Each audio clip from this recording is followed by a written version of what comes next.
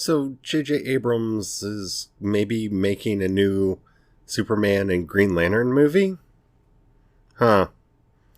Well, he kind of already did a Green Lantern movie. It was just called Star Trek. Oh, wait. Let's talk about what should be in a Green Lantern movie on today's Project Shadow. Can you hear me? I have something to say.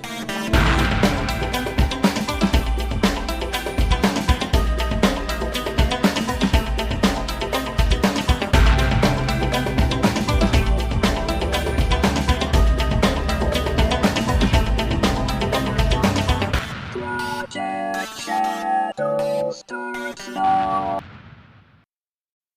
Hello, everyone. How are you doing today? My name's Charlie. You might know me better as sci-fi fantasy writer C.E. Dorset, especially if you're reading my new book, Crucify My Love, or my sort of new book, The Chain, both of which are up on Project Shadow now, as is the first chapter of Labyrinth of Souls, because I finally got there. Oh, I've been doing so much on this new website. I hope you like what we're doing. They're also available over on Wattpad if you prefer to read me over there. And I want to say thank you to at least one podcast listener who I believe has followed me over there. Your name, you at least have the same name as somebody who gave us a good review once. So I think you're the same person. Thank you so very much. That helps. Don't forget to vote on the stories. That helps a lot on Wattpad. Because voting and liking is very important.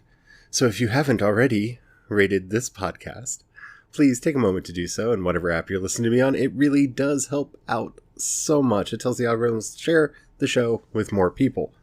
The more people that listen, the bigger the community. The bigger the community, the better chance we have of interacting. And after all, community is what it is all about, at least for me. All right, so JJ Abrams. JJ Abrams. I have such weird feelings every time JJ Abrams' name comes up. Because it's not like I don't like his movies. I tend to enjoy them, but maybe not for the intended reason. Like, I kind of liked Cloverfield. I kind of liked Super 8. They were okay. Yeah, his Mission Impossible was fine. Though the series really took off when they just went, so what crazy thing do you want to do in this movie, Tom? But that's not JJ's fault. His Star Trek movies were movies that had the word Star Trek applied to them. The Force Awakens was okay. It was a fine start to the series. Hopefully his Rise of Skywalker will be better. It's going to be really hard to do a really good Star Wars movie, though, because The Last Jedi was almost a perfect film for a Star Wars film. But yeah, so rumor has it he's going to be going over and doing the new Superman and Green Lantern. Part of me hopes that this rumor is true just because I'm getting tired of Green Lantern movies being dangled in front of me. Because, you say whatever you want about Ryan Reynolds and his career. At the time he was cast to play Hal Jordan, I knew that movie was not going to work. Like, I just knew. And I think it was okay, but it was okay in the same way that, like, the Chris Evans Fantastic Four movies are fun in that strange, campy, bizarre way. And also, the special edition of it is the one to watch because they cut out all the stuff that make the movie make sense, because that's what you do when you put a movie in the theaters, right? So yeah, I love the Green Lantern Corps. I love Green Lantern. He, they, them are some of my favorite superheroes. And I've been waiting for them to get some love. That animated TV show was an animated TV show. They did a really good job with them on Justice League and Justice League Unlimited. But that was a very long time ago. We've gotten some really good OVAs for them. So, those original movies that DC does. So at least we have that, I guess. But I do want this rumor to be true just because I want a Green Lantern movie. Preferably a good one, but hey, the more you can get the idea that Green Lantern should be in movies out there, the higher the likelihood that there will actually be one. Now, my concern about having JJ do it is, because it's JJ, there are going to be mystery boxes. And Green Lantern is kind of one of the best things to let him play with, because what is the emotional spectrum? He can put that in a mystery box that can slowly be picked at through the film series. That's fine. Maybe introduce Black Hand very early on, like he was in the comics, by the way, long before Blackest Night. Introduce him and have him be in a mystery box. Who's Black Hand and why is that a thing? That would be fun. That could be really fun. Because honestly, man, and this is because I'm a Green Lantern fan, I really want the big Avengers crossover movie for DC to be Blackest Night. I really want that to be a thing, because that would look so good on movie screens. But they may have missed their opportunity, because I don't know exactly how big zombies are anymore. I mean, we're going to find out, because with Zombieland 2 coming out, we'll see if zombies can still bring people to the theater, but superhero. I don't even like zombies, but superhero zombies are fun. Okay. So, yeah. There are things that JJ can mystery box about them, especially with like the Guardians of the Universe. They could have lots of things in mystery boxes. So, yeah, I'm going to be like, alright with the idea of JJ doing it, because I know he's going to mystery box it, and there's things that he can do that with. Now, a couple things that they need to really do is take some cues from Guardians of the Galaxy. Be weird. Be weird. Embrace the weirdness of the source material. Just go there. Don't hold back. Don't even have it happen on Earth. We had that movie. Nobody liked it. Few people liked it. But we've already had that movie. Let it happen in space. Have it be an ensemble cast. Introduce any Green Lantern you want that's not named Guy Gardner. Because, please, any of them. Any Green Lantern except for Guy Gardner, and I'll be happy. But, there's some basics that should be there. Introduce Mungo. Introduce weird ideas. Make it strange and entertaining and space operatic. Do the Core Wars. Don't, set up that eventually we're going to do the Sinestro Corps. You've already kind of done that. So let's just do that. Let's have that be the start. Do the Sinestro Corps War. Because then you can go through the other colors of the emotional spectrum and eventually get to the Blackest Night thing that I want so bad. And along the way, you can introduce the new gods. Because, everything that happens in Brightest Day and with the White Lantern. And then, yeah, you see where I'm going with this? Anybody who's a Green Lantern fan, you kind of see the films laid out in front of you right now. If you're not, the Core Wars are really fun. And you get to do different things, because you get the Sins of the Star Sapphires, who... Okay, so the Sinestro Corps is based off of fear, whereas the Green Lantern Corps draw their strength from willpower, just sheer willpower. So that can be fun, okay? So you have them do their thing. Then we introduce the Star Sapphires. Since the Star Sapphires are basically jilted lovers, and their power comes technically from love. But there's some stuff there that you can really play with and have fun with, especially because Carol Ferris, Hal Jordan's girlfriend, ends up becoming a Star Sapphire. And, the drama that you could do with that, because you introduce her in the first movie, and then you have her turn into the bad guy in the second movie. And then, drama. That could be fun. Then we have the Rage of the Red Lanterns. I think we have Rage next. No, I think Ancient Orange. Is Ancient Orange next? Agent Orange Lara Flees is the greatest character in all of DC Comics. He to me is the ultimate thing. Because he's not really a villain because he doesn't do things. He's the Orange Ring is powered by greed. So there is only one Orange Lantern because he's not sharing the power with anybody else. And he just hoards it. And he hoards whatever he can get into. And he's such a fun character. You could do so much with him because you could do him either really goofy silly, like almost Deadpool-ish, or if you wanted to just make it different because you're DC and you're making movies, go dark and make it a horror movie where he's just stealing things and taking things and hoarding them. But think about it. If you start down the core wars, you eventually get to zombies. And Warner, there's nothing grim darkier than zombie Batman. Do it. Do it now.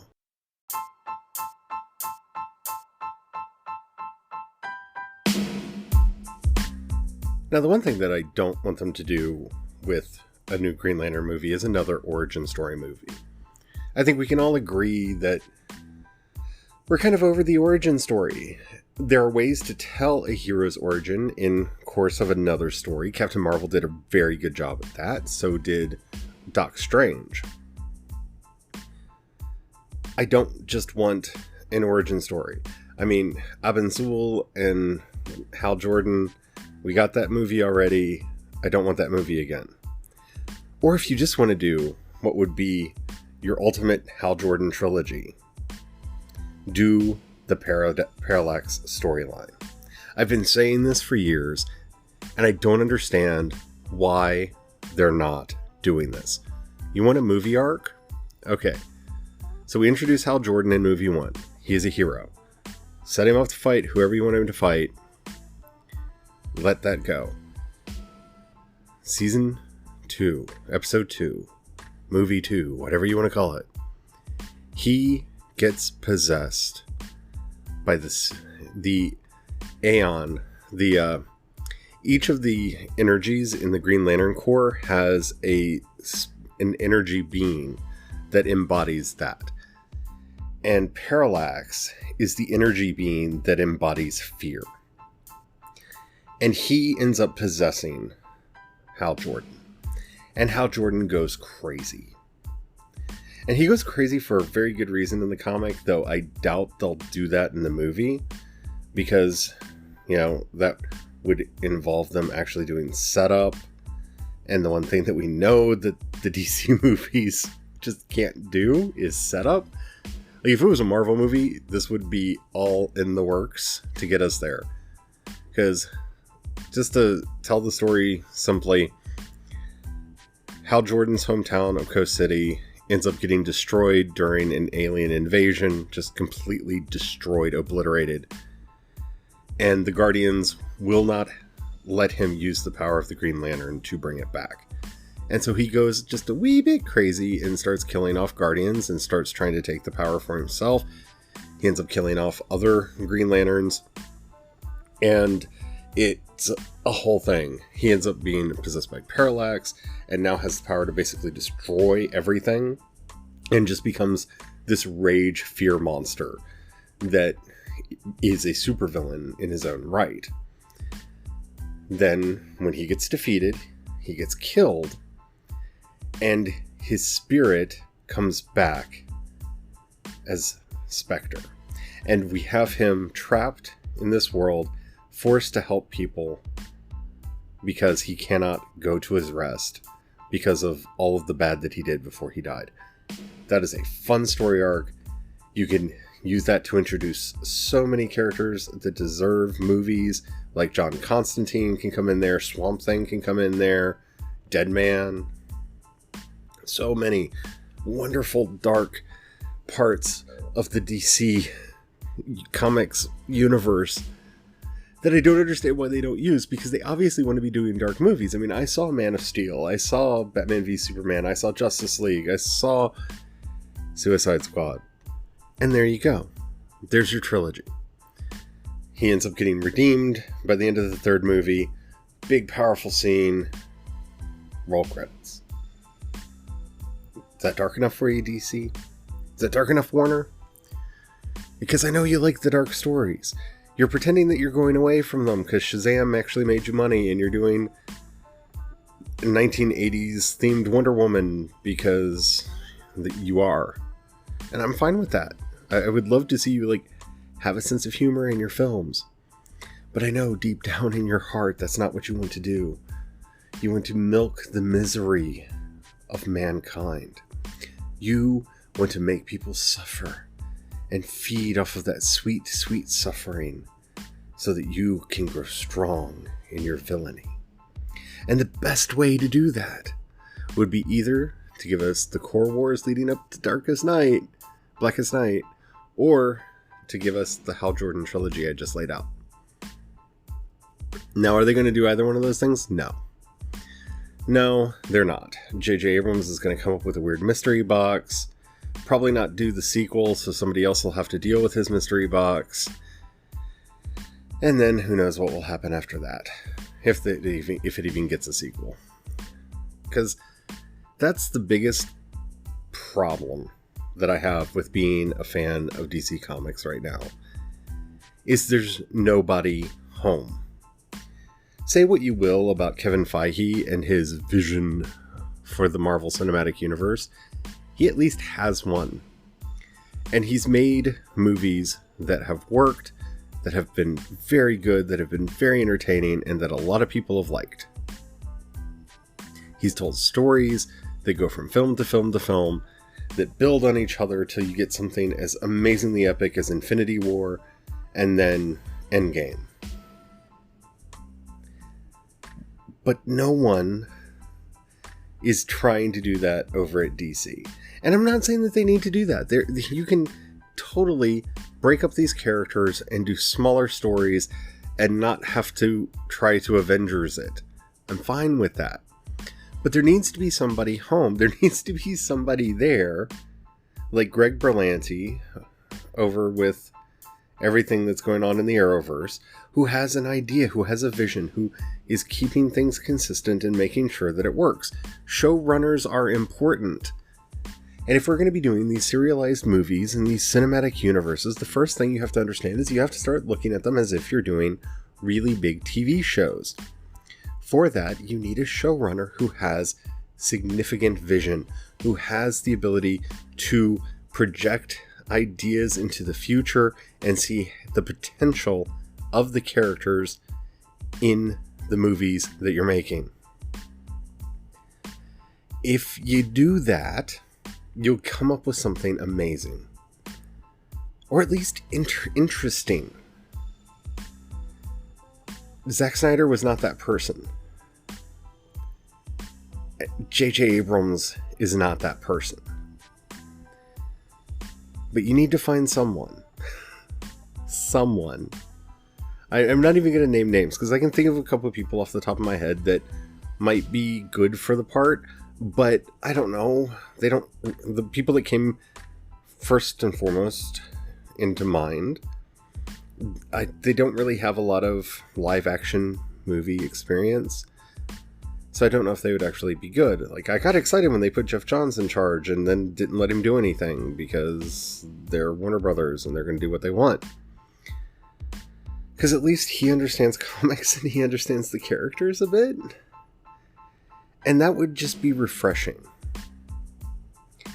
The brilliance of what's going on over at Marvel is that they found people that love the source material and are wanting to make really good use of it. And that's why those movies are as good as they are. They're huge, mega $1 million fan films that you can see the heart in them. You can see how much people care about making these movies good. DC, I know you can find somebody out there who loves Batman, who loves Superman. You found somebody who loves Wonder Woman, and look how well that worked out, right? You can do this. I have faith in you. But it sounds to me like you haven't learned your lesson. And that's why JJ Abrams is coming in. Because he's at least a big name that does different kind of stuff from what you got known for that people didn't like. So maybe, just maybe, you can get people excited again about going to your movies. I hope it's more than that. Because I'm not the biggest Superman fan, but I love me a good Superman movie. I am a huge Green Lantern fan, and I want the series done right. And hopefully this is the first step. Well, I don't have a lot of faith in JJ Abrams. I don't think he's going to make a crappy movie. So if he is being brought in, more power to him. I would love to know what you think. If you have any opinions on this, or any other questions, comments, or topics you'd like to hear discussed on the show, down in the show notes you'll find a link to the voice message system. You'll have to sign in because we do not accept, anonymous voice messages. Once you do, you can leave me a message, keep it clean so I use it on the show. I would love to hear from you. You can also hit me up on Instagram and Twitter. I'm CE Dorset on both. I'm trying to get better at it. I'm trying so hard to get better at the Instagram. I just have a lot of work on my plate. And my life's boring and doesn't have a lot of opportunities to take pictures in it. But I'm trying. If you got a buck and you think, hey, why not give it to Charlie?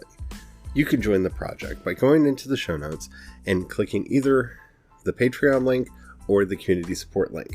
The difference between the two is people on Patreon occasionally get stuff.